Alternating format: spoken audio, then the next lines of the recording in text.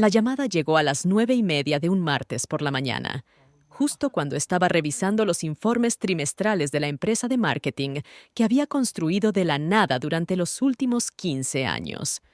La voz de mamá tenía esa tensión particular que había aprendido a reconocer, la que significaba que estaba a punto de pedirme que tragara otra píldora amarga por el bien de la armonía familiar.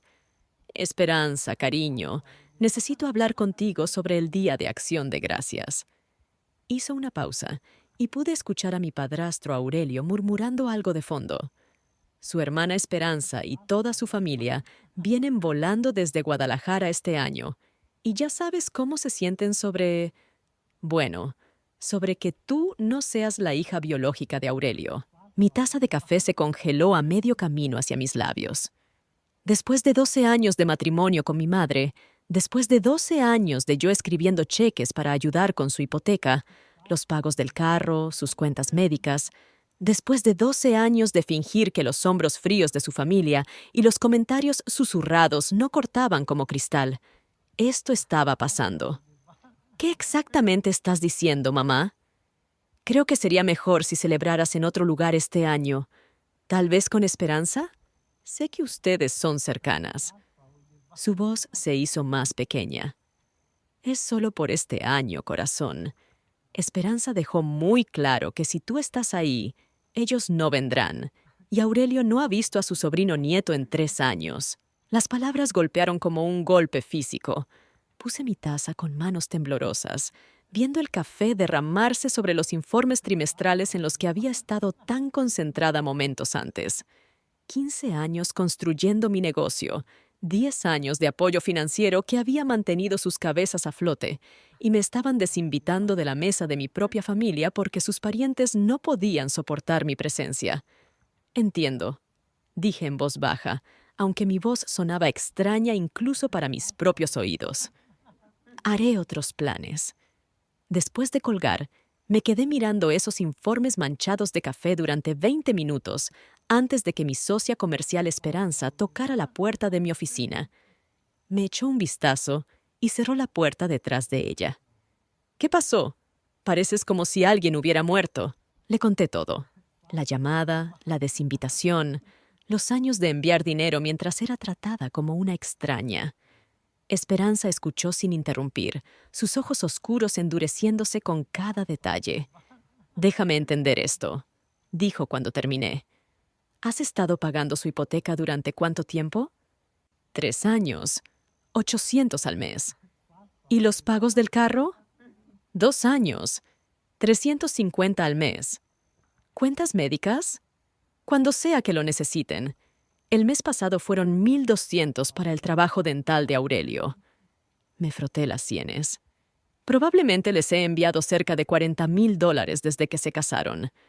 Esperanza se recostó en su silla. Y acabas de ser desinvitada del Día de Acción de Gracias porque su preciosa hermana no te quiere. Cuando lo puso así, la humillación ardió aún más profundo. Pero debajo del dolor, algo más se estaba cristalizando. Algo que se sentía como acero formándose en mi pecho. «¿Qué estás pensando?», preguntó Esperanza, reconociendo el cambio en mi expresión. Abrí mi laptop y comencé a revisar mis pagos automáticos. Estoy pensando en lo que siempre dice mi contador. Toda relación comercial debe ser mutuamente beneficiosa. Mi dedo se quedó flotando sobre la transferencia recurrente a la cuenta de mamá. $800, programados para salir en 6 días. Esperanza. ¿Me quieren fuera de la familia? Perfecto. Pero los privilegios familiares terminan con el estatus familiar. Cancelé el pago de la hipoteca, luego el pago del carro. Después eliminé su información de contacto de mi cuenta de fondo médico de emergencia. El silencio era ensordecedor. No de mi familia, había esperado eso, sino de mi propia conciencia. Seguí esperando que la culpa se estrellara sobre mí, esa voz familiar que siempre susurraba que debía ser la persona más grande, debía sacrificarme por la paz familiar. En cambio, sentí algo que no había experimentado en años: alivio. Esperanza me invitó al Día de Acción de Gracias de su familia en Guadalajara, donde sus bulliciosos parientes mexicanos me trataron como si hubiera sido parte de su clan durante décadas. Su abuela Rosa me apartó mientras limpiábamos los platos y apretó mi mano con fuerza sorprendente. «Hiciste lo correcto, mija», dijo en su acento espeso. «La familia que no te quiere en la mesa no merece comer de tu billetera». No fue hasta el martes siguiente que mi teléfono comenzó a sonar. El primer texto de mamá fue casual. «Espero que hayas tenido unas buenas fiestas, corazón. Llámame cuando tengas oportunidad». No llamé. El miércoles trajo otro mensaje. «No he sabido de ti. ¿Todo bien?» Para el viernes, su tono había cambiado. «Esperanza, me estoy preocupando. Por favor, devuélveme la llamada». La semana siguiente, el pago de la hipoteca rebotó. Luego, el pago del carro. Lo supe porque Esperanza y yo estábamos almorzando cuando mi teléfono sonó por 8ª vez ese día. Finalmente contesté. «¡Esperanza! ¡Gracias a Dios!». La voz de mamá estaba sin aliento, llena de pánico. «Ha habido algún tipo de error con las transferencias bancarias. La compañía hipotecaria llamó y...». «No hay ningún error, mamá». El silencio se extendió entre nosotras como un abismo. Pude escuchar su respiración cambiar. «¿Qué quieres decir?» «Quiero decir que cancelé los pagos automáticos. Todos». «Pero ¿por qué harías eso? Dependemos de ese dinero. La casa ya no es mi responsabilidad». Mi voz se mantuvo firme, profesional. «Tampoco el carro, o las cuentas médicas de Aurelio, o cualquier otra cosa. Esperanza, si esto es por el Día de Acción de Gracias...». «Esto es sobre respeto, mamá. Esto es sobre ser tratada como familia en lugar de como una cuenta bancaria con piernas». Comenzó a llorar entonces, esos sollozos duros y llenos de pánico que solían hacerme ceder instantáneamente. Pero sentada ahí, en el restaurante donde Esperanza había celebrado mi promoción el mes pasado, donde era tratada como una amiga valorada y socia comercial, esas lágrimas no tenían el mismo poder. «¡Esperanza, por favor!», susurró mamá a través de sus sollozos. «No puedes simplemente abandonarnos así. Hemos construido nuestro presupuesto alrededor de tu ayuda. La hipoteca vence en 3 días y no la tenemos. Deberían haber pensado en eso antes de elegir a su familia sobre la suya». Pedí la cuenta, viendo a Esperanza asentir con aprobación al otro lado de la mesa. Tal vez Esperanza pueda ayudar ya que era tan importante que yo tuviera que ser excluida. «Eso no es justo. Sabes que no podemos pedirles dinero». La ironía no se me escapó. No podían pedirle ayuda financiera a los preciosos parientes de Guadalajara, pero no tenían problema en hacerme sentir culpable por retirar la mía.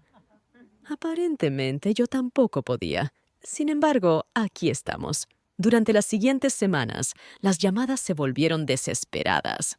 Aurelio se puso al teléfono por primera vez en años, su voz áspera con pánico apenas contenido. «Esperanza, necesitamos resolver esto. Tu madre se está enfermando de la preocupación». «Estoy segura de que sí. El estrés financiero hace eso». «No seas mezquina. Esto es más grande que alguna pelea de fiestas».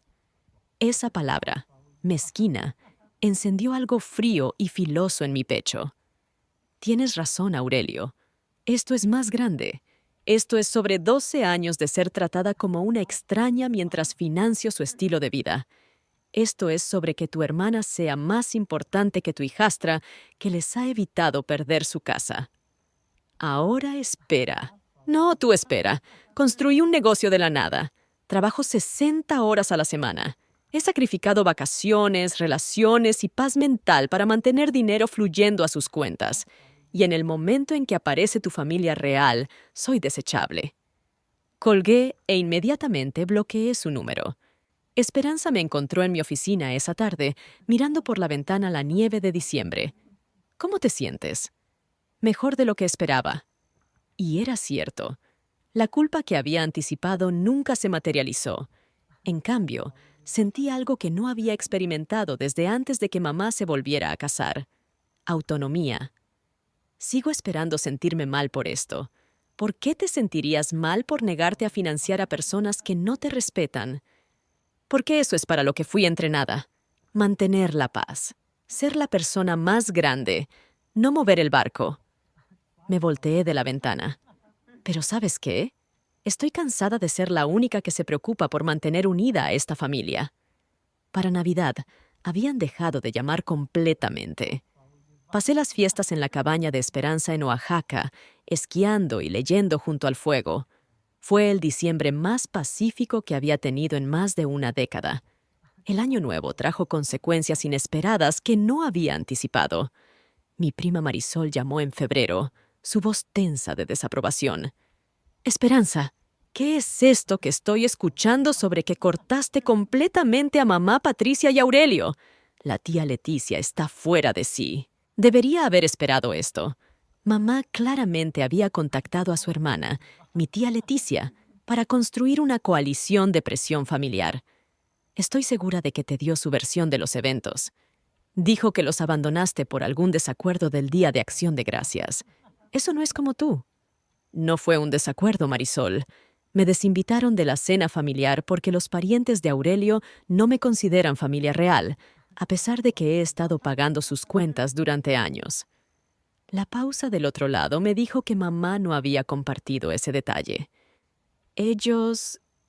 ¿Qué? Pregúntale a tu madre cuánto dinero les he enviado desde que se casaron. Pregúntale sobre los pagos de la hipoteca, los pagos del carro, las cuentas médicas. Luego pregúntale por qué debería continuar financiando a personas que literalmente me excluyen de las reuniones familiares. Después de colgar, Esperanza me encontró paseando por mi oficina. Déjame adivinar. ¿Mono volador? Mi prima. Mamá está movilizando a la familia extendida. Me froté las sienes. Esto es exactamente lo que temía. Pronto todos pensarán que soy la villana que abandonó a mi pobre madre en su momento de necesidad. ¿Te importa lo que piensen? La pregunta me detuvo a mitad del paso. Hace 6 meses, la respuesta habría sido un sí inmediato. Había pasado toda mi vida adulta manejando cuidadosamente mi reputación, siendo la responsable, la confiable, la que nunca causaba problemas. Pero parada ahí en mi oficina esquinera, mirando el negocio próspero que había construido a través de mi propia determinación y habilidad, me di cuenta de que algo había cambiado fundamentalmente. No, dije, sorprendida por la certeza en mi voz. No me importa. Para marzo, la campaña de presión familiar se había intensificado. La tía Leticia llamó ella misma, usando las mismas tácticas de culpa que recordaba de la infancia. Tu madre te crió mejor que esto, Esperanza. La familia cuida de la familia. Entonces, tal vez la familia no debería excluir a la familia de las fiestas. Respondí con calma. Estás siendo terca y orgullosa. Esta no eres tú. Tal vez es exactamente quien soy.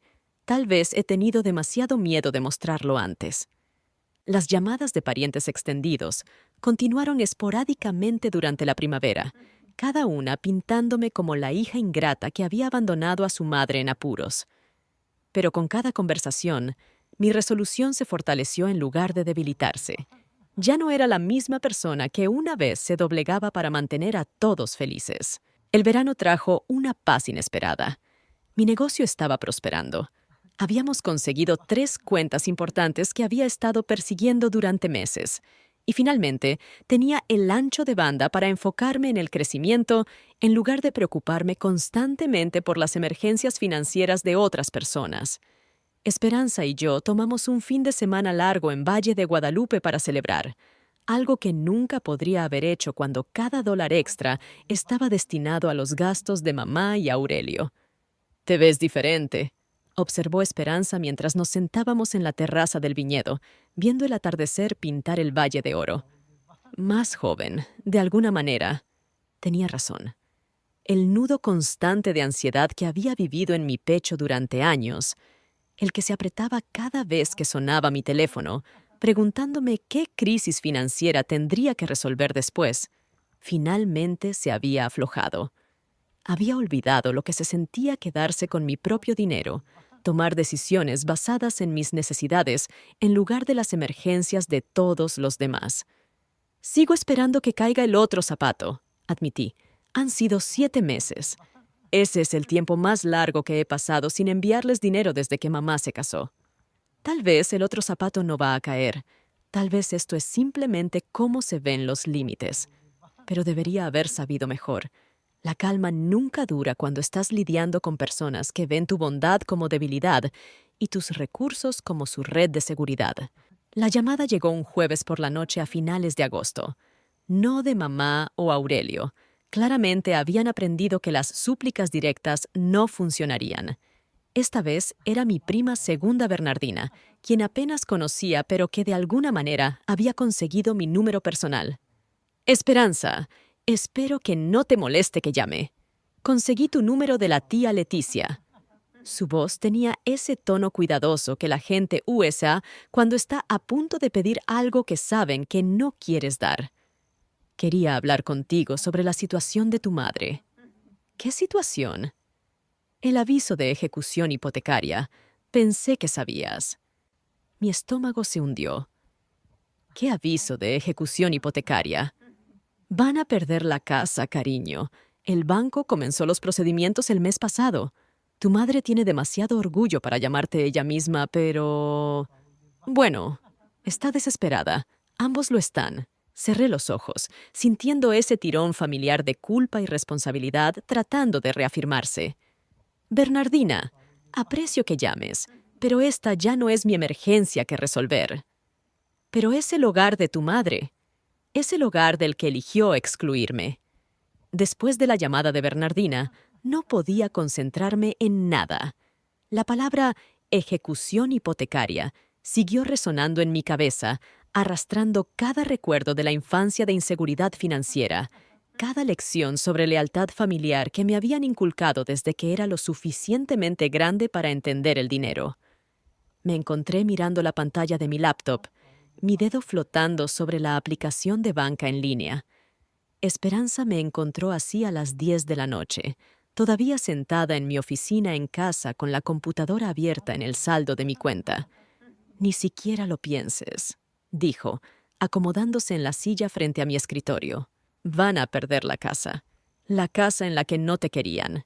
Sigue siendo el hogar de mi madre, Esperanza. ¿A dónde se supone que vaya? Esperanza se inclinó hacia adelante, su expresión seria. ¿A dónde se suponía que ibas tú en el Día de Acción de Gracias? ¿A dónde se suponía que pertenecías cuando su familia dejó claro que no eras bienvenida? Las preguntas golpearon como golpes físicos.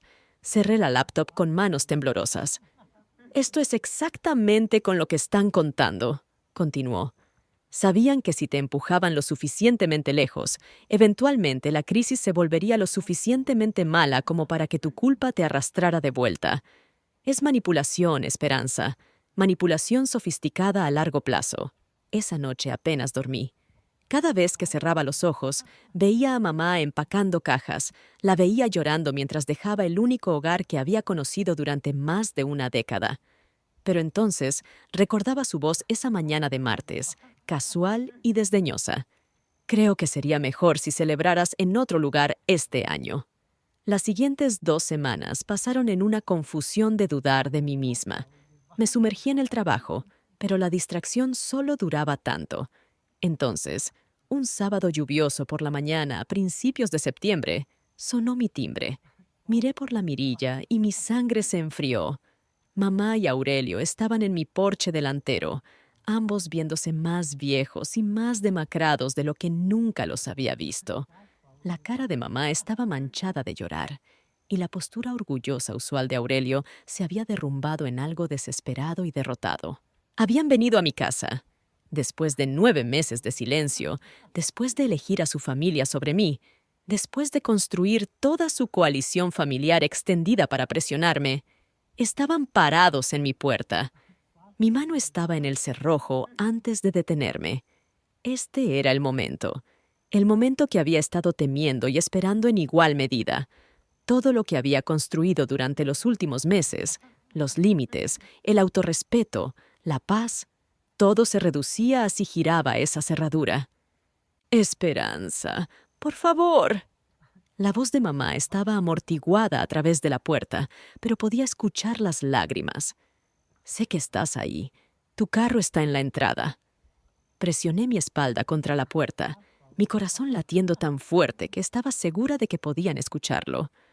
La voz de Aurelio se unió a la de ella, más áspera de lo que nunca la había escuchado. «Cometimos un error, Esperanza. Un error terrible. Nunca deberíamos haber...» Su voz se quebró. «Nunca deberíamos haberte pedido que te quedaras lejos». «Vamos a perder todo», continuó mamá, sus sollozos haciéndose más fuertes. «La casa, el carro, todo. Tenemos 2 semanas antes de que venga el sheriff. 2 semanas antes de estar en la calle». Mis piernas se sintieron débiles. Me deslicé por la puerta hasta estar sentada en el piso, mi cabeza en mis manos. Esto era exactamente lo que Esperanza me había advertido. La crisis lo suficientemente grande para romper mi resolución. «Sé que estás enojada», dijo Aurelio. «Sé que te lastimamos, pero eres la única familia que nos queda. Esperanza no devuelve nuestras llamadas. Ninguno de mis parientes ayudará. Eres todo lo que tenemos». La ironía era asombrosa. La familia que había sido tan importante, que había sido excluida del Día de Acción de Gracias, los había abandonado en el momento en que necesitaron ayuda real. Pero se suponía que yo era la red de seguridad, como siempre. «Por favor, niña», susurró mamá, usando el apodo que no me había dicho en años. «Te lo ruego, haré cualquier cosa. Nunca más te pediré que te pierdas otra fiesta. Le diré a la familia de Aurelio que no son bienvenidos si no pueden aceptarte. Solo por favor no nos dejes perder nuestro hogar». Cerré los ojos y por un momento tenía 8 años otra vez, viendo a mamá llorar por cuentas sin pagar, prometiéndome que nunca la dejaría luchar así cuando creciera. Esa niña pequeña había trabajado tan duro, había construido tanto, había sacrificado tanto para mantener esa promesa. Pero ya no tenía 8 años, tenía 42, y había aprendido la diferencia entre ayudar a alguien y habilitarlos. Había aprendido que las personas que verdaderamente te aman no hacen que tu inclusión en sus vidas sea condicional a tus contribuciones financieras. «Te pagaremos de vuelta», gritó Aurelio. «Cada peso, con interés. Firmaremos papeles, lo haremos oficial. Esto no es caridad, es un préstamo». La desesperación en su voz podría haberme conmovido una vez, pero ahora sabía mejor. Siempre habría otra crisis, otra emergencia, otra razón por la cual pagarme de vuelta tendría que esperar. El ciclo comenzaría otra vez y estaría justo de vuelta donde comencé. Poniéndome de pie lentamente, caminé a la ventana y los observé a través de las cortinas. Se veían rotos, derrotados, más viejos que sus años. Debería haberme hecho sentir victoriosa. En cambio, solo me sentí cansada. Se quedaron en mi porche durante 43 minutos. Lo sé porque observé el reloj en mi teléfono, contando cada segundo mientras pasaron por todo el manual de manipulación emocional al que había caído tantas veces antes. Primero vino la culpa. «Después de todo lo que hemos hecho por ti, ¿así es como nos pagas?». Luego la negociación. «Te daremos la escritura de la casa como garantía. La poseerás completamente si no podemos pagarte de vuelta». Cuando eso no funcionó, se movieron a la ira. «Te has vuelto fría, Esperanza. Egoísta. Esta no es la hija que crié». Finalmente, regresaron a la desesperación. «Estaremos sin hogar. ¿Es eso lo que quieres? ¿Tu propia madre durmiendo en su carro?». Cada súplica se sintió como un cuchillo retorciéndose en mi pecho, pero me quedé sentada en el piso con mi espalda contra la puerta. Pensé en las palabras de Esperanza, en la sabiduría de Rosa, en la paz que había sentido estos últimos meses. Pensé en el negocio que había construido, el respeto que había ganado, la vida que había creado cuando no estaba constantemente vaciando mi cuenta bancaria para las emergencias de otras personas. Más que todo, pensé en esa llamada de martes por la mañana 9 meses atrás, cuando mi propia madre me había informado casualmente que no era bienvenida en la mesa de mi propia familia. Cuando Aurelio comenzó a golpear la puerta, puños reales contra la madera, supe que había tomado la decisión correcta. Esto no era amor o desesperación. Esto era derecho. La creencia de que mis recursos les pertenecían, que mis límites eran sugerencias en lugar de decisiones firmes. «¡Sabemos que estás ahí!», gritó. «No puedes esconderte para siempre». Pero podía. Absolutamente podía. Llamé a la policía. No para que los arrestaran, sino para que los removieran de mi propiedad. Cuando el oficial llegó 20 minutos después, observé a través de la ventana mientras les explicaba calmadamente las leyes de allanamiento a mi madre y padrastro. Se fueron sin mirar atrás, mamá apoyándose pesadamente en el brazo de Aurelio, ambos viéndose más pequeños de alguna manera. La casa se sintió increíblemente silenciosa después de que se fueron. Me hice una taza de té y me senté en mi sala, esperando que el peso aplastante de la culpa descendiera. En cambio, sentí algo completamente diferente. Claridad. Esto era quien era ahora. Alguien que no negocia con terroristas emocionales. Alguien que entiende que la familia no se define por sangre o certificados de matrimonio, sino por respeto mutuo y cuidado genuino. Alguien que conoce la diferencia entre ayudar y habilitar. Mi teléfono vibró con un texto de esperanza. ¿Cómo fue? No abrí la puerta. Escribí de vuelta. Su respuesta fue inmediata. «Bien. ¿Quieres compañía?» «Sí». Llegó una hora después con vino y comida para llevar de nuestro lugar tailandés favorito, y pasamos la noche planeando nuestra próxima expansión de negocio. Ni una sola vez, ninguna de nosotras mencionó la escena en mi porche. Han pasado 3 años desde esa mañana lluviosa de septiembre, y puedo decir honestamente que fue el día que comenzó mi vida real. La decisión de mantener esa puerta cerrada no fue solo sobre rechazar su manipulación, fue sobre finalmente elegirme a mí misma. Supe después, a través del chisme familiar, que mamá y Aurelio sí perdieron la casa. Se mudaron a un apartamento pequeño al otro lado de la ciudad, y Aurelio consiguió trabajo en una ferretería para complementar su seguro social. La crisis que había parecido tan catastrófica, tan digna de sacrificar mis límites, resultó ser sobrevivible después de todo. Lo resolvieron, igual que millones de personas hacen cada día cuando no pueden depender de la cuenta bancaria de alguien más. La presión familiar extendida eventualmente murió cuando quedó claro que no me movería. Algunos parientes todavía susurran sobre mi falta de corazón en reuniones familiares a las que ya no soy invitada, pero sus opiniones han perdido todo poder sobre mí. He aprendido que las personas que nunca han puesto límites siempre criticarán a aquellos que sí lo hacen. Mi negocio ha florecido más allá de todo lo que imaginé posible cuando estaba constantemente estresada por las emergencias financieras de otras personas. Esperanza y yo abrimos una segunda oficina en Monterrey el año pasado y estamos considerando una tercera ubicación en Tijuana. Cuando tu energía mental no está consumida por culpa y resentimiento, es increíble lo que puedes lograr. También he comenzado a salir otra vez, algo que no podía hacer cuando cada peso extra iba a mamá y Aurelio.